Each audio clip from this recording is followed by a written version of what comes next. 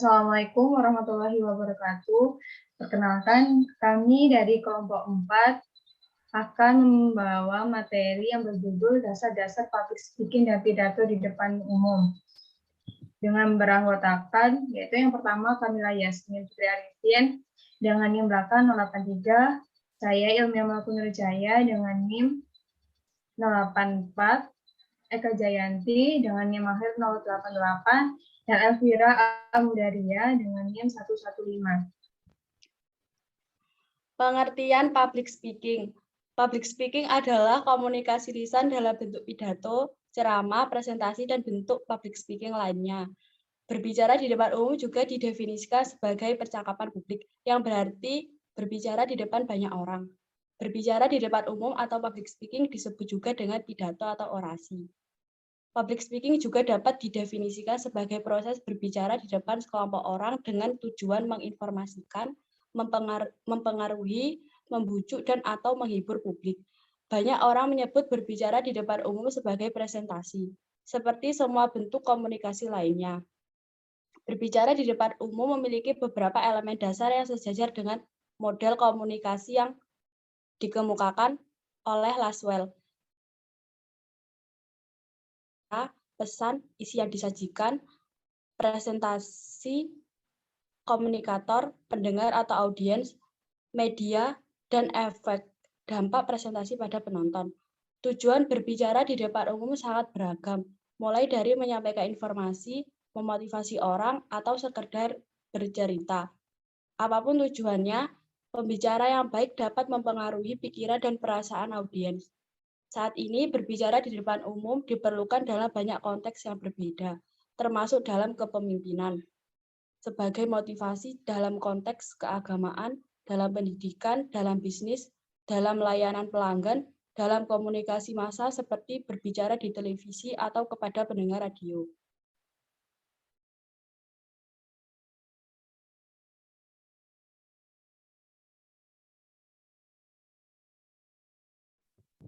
Sejarah dan perkembangan public speaking. Sejarah public speaking. Sebelum istilah public speaking, lahir istilah retorika, SM dalam bahasa Yunani yang berarti kemampuan berbicara atau berpidato.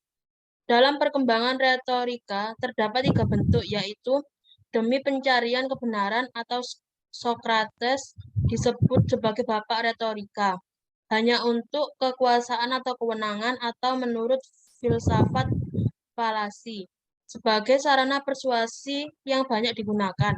Temuan terbaru dalam bidang psikologi dan dengan demikian mulai menggunakan nama retorika ilmiah. Retorika didasarkan pada pemikiran bahwa manusia dapat menggunakan emosi atau pendapat yang umumnya benar. Para ahli yang menganggap retorika dan perspektif komunikatif disebut pidato komunikatif atau berbicara di depan umum. Tahu bahwa berbicara di depan umum dapat bertindak pada waktu tertentu untuk memutuskan sesuatu yang segera dan dapat diterima.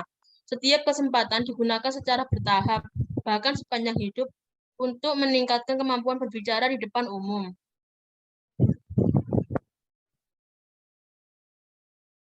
Perkembangan public speaking.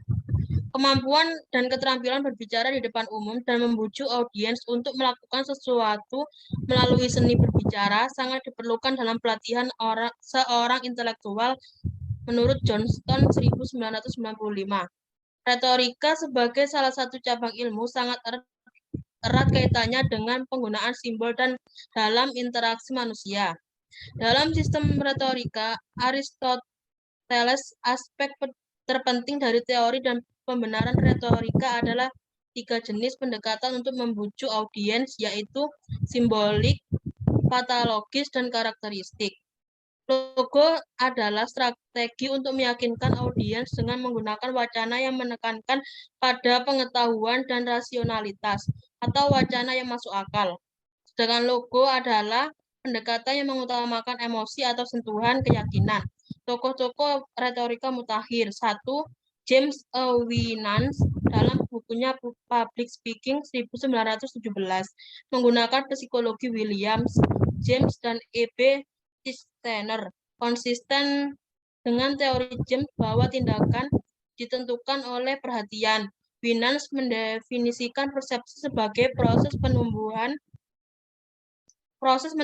perhatian. Amerika 1950. 2. Charles Henry Walpert, juga merupakan pendiri Asosiasi Linguistik Amerika. 3. William Norwood Huygens, tidak seperti penekanan Walpert pada logika, Huygens menekankan keinginan sebagai dasar persuasi.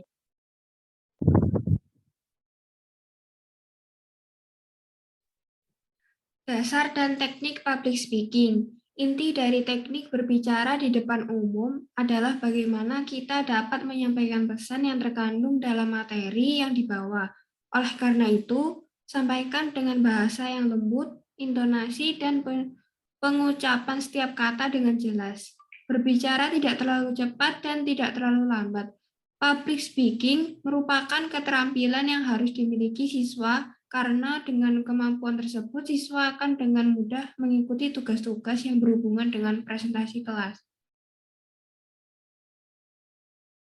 Hal yang harus diperhatikan dalam melakukan public speaking yang benar, 1. Percaya diri. 2. Teknik vokal.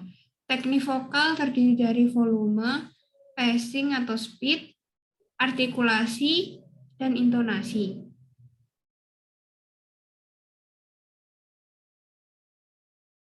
Ekspresi dan gestur. Kita bisa berekspresi dengan semua komponen wajah seperti alis, mata, hidung, pipi, dagu, dan mulut. Gerak tubuh adalah gerakan tubuh atau bahasa tubuh, terutama kepala dan tangan.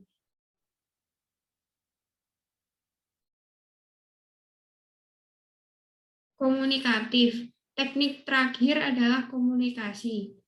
Jadi ketika berbicara di depan panggung, fokuslah pada audiens, karena itu adalah hal yang paling penting ketika berbicara. Mengapa ini penting? Karena kita harus membuat publik mengerti pada apa yang kita bicarakan. Yang terakhir adalah pentingnya public speaking. Beberapa alasan pentingnya mengasah skill public speaking, yaitu 1. Untuk memotivasi orang-orang. Dengan menunjukkan bagusnya kemampuan public speaking adalah saat mampu memotivasi para pendengar untuk melakukan sesuatu. 2. Untuk meningkatkan pengetahuan. Tidak hanya menjadi sarana membagi pengetahuan serta informasi, berbicara di depan umum juga mampu membantu meningkatkan pengetahuan. 3. Meningkatkan kepercayaan diri. Salah satu hal terburuk yang mampu kita alami saat berada pada sekitar orang lain merupakan rasa canggung waktu tidak tahu apa yang kita bicarakan. Yang 4, untuk memberikan informasi. Kemampuan untuk menyampaikan informasi adalah salah satu aspek yang terpenting dari aktivitas berbicara di depan umum. Yang kelima, untuk memenangkan perhatian publik. Public speaking menjadi skill yang penting untuk dimiliki para pebisnis serta terutama pada bekerja sama dengan masyarakat. Keterampilan persuasi atau kemampuan buat memenangkan hati orang banyak adalah bagian dari seni berbicara di depan umum.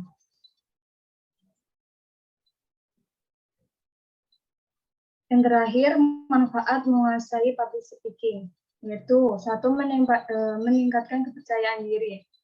Berbicara di depan umum akan membantu kita membangun kepercayaan diri.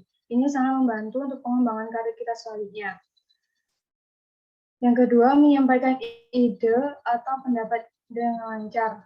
Berbicara di depan umum adalah salah satu terbaik untuk menyampaikan ide atau sudut pandang.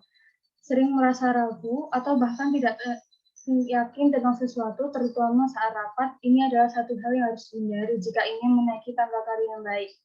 Yang ketiga, menumbuhkan leadership. Bagi seorang calon guru atau guru, salah satu tugas utamanya tentu saja berbicara di depan para muridnya untuk dapat memberikan arahan materi dan tugas, atau jika sedang rapat presentasi proyek atau lainnya. Tentu saja hal ini perlahan akan meningkatkan sifat kepemimpinan seseorang. Sekian dari kelompok kami, kurang lebihnya mohon maaf. Wassalamualaikum warahmatullahi wabarakatuh.